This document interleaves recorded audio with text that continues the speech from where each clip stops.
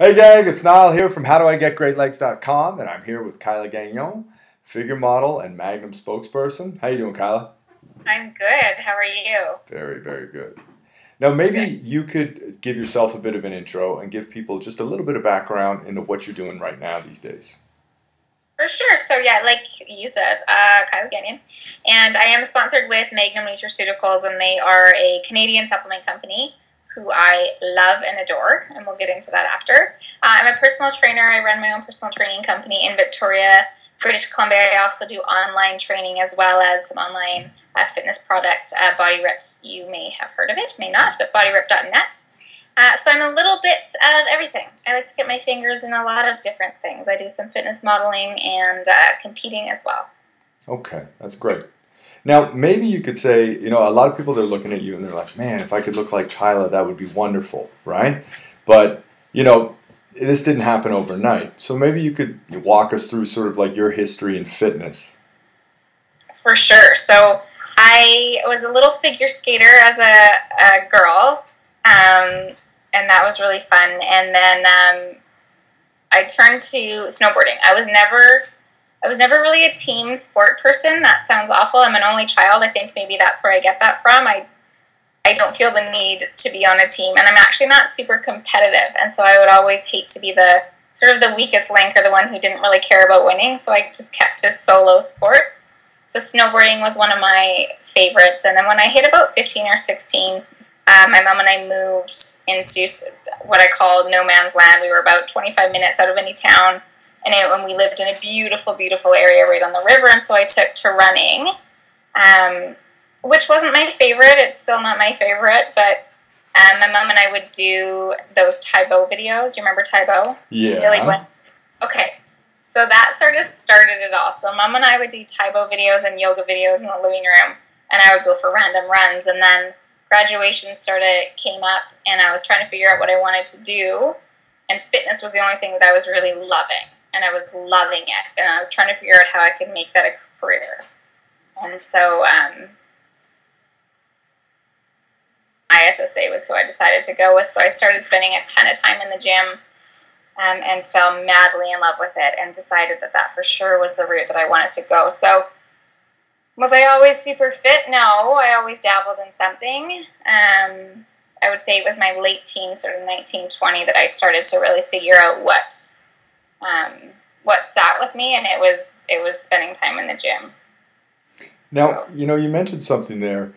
You were saying that you weren't super competitive when it came to sports. Do you think that you're more creative as a person and that sort of feeds into the, sculpting your body kind of thing? yeah, maybe. And when I say I'm not competitive against others, but I'm relatively competitive against myself.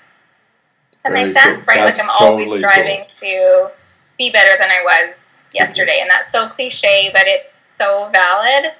And when it comes to competing, I just competed in August, and I said, and I wrote a blog about it, I really don't care if I come in last, as long as what came to stage was better than last time, and it was. And I didn't get last, so it was a win-win, but it really is completely me against me. Now, the thing I love about that is, and I tell my clients, I got a Fit Body boot camp out here just outside of Toronto, is if you focus on just being better than who you were yesterday, that's motivating. Whereas, trying to be better than somebody who might be a little further ahead than you today can be unmotivating, right? So that's a great mindset. That's great advice. Now, the big thing on the nutrition side, right? Yes. Maybe you Yes. could walk us through what a day of your diet looks like. Yes. Okay. Keep in mind, I have no desire to have super flavorful food, so I eat boring and plain, but I love it. Of course, you could spice all of this up and flavor it to any which way you desire.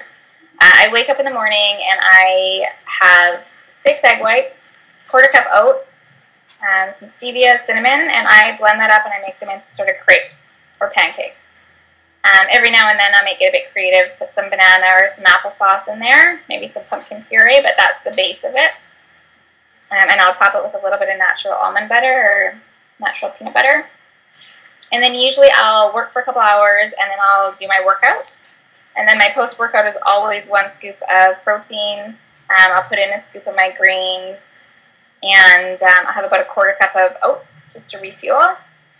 And then a couple hours later, loads of spinach. Like I'm eating, I should weigh my vegetables one day, like how much vegetables I'm eating. But we're going like 2 or 3 cups of spinach, 4 ounces of chicken. I usually get like a nice ginger dressing on there. And then about 10 to 12 cashews. I'll toss that in there for my good healthy fats.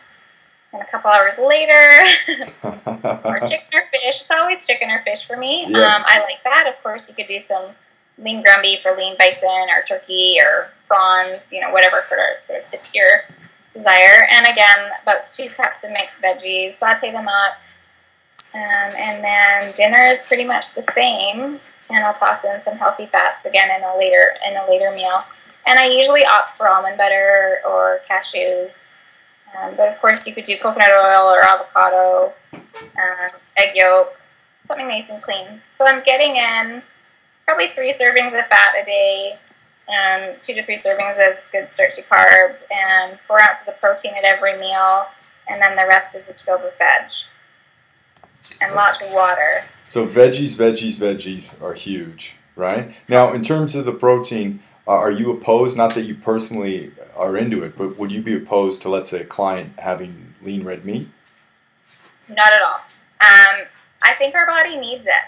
And people might argue me on that, but and not everyone, definitely some people don't sit well with it, but we eat meat. We always have eaten meat from day one. Our body needs it, I think. So I do eat red meat every now and then. It's not a staple in my everyday. And if I have a male client, I often will allow them to eat more red meat than the females. Calorically, they just need a little bit more. Yeah. So I'm absolutely not opposed to red meat. Cool. Now, something I want to talk about, because I've shared a few of these on Facebook, and if you guys haven't, connect with Kyla on Facebook for this reason alone, right? I've been looking at some of the dessert recipes you do for Magnum, right? Yes. Which is a great product, by the way. And we were just talking about that cheesecake one, which looks sick, right? Yes. Now, question for you. Do you get those recipes elsewhere, or are you actually creating those? I'm creating them. I'll usually steal the base idea from something. Last night I was on Pinterest and I was thinking, what do I want? What sounds good? And I was thinking a Rice Krispie treat, something like a Rice Krispie treat would be good. So what I'll do is look up a recipe and then just figure out how I can make it clean. So if it has butter, I'm going to put coconut oil in it. If it has sugar, maybe I'll do some applesauce with some stevia or truvia. Does it call for white flour? Maybe I can use coconut flour or almond flour. So I just see what I can switch out, and I'm always going to add in the protein because I always want to make it a little bit more beneficial, not just a tasty treat, but I want to be getting something out of it. Yeah. So I'll always toss in my Quattro, which is the protein by Magnum, and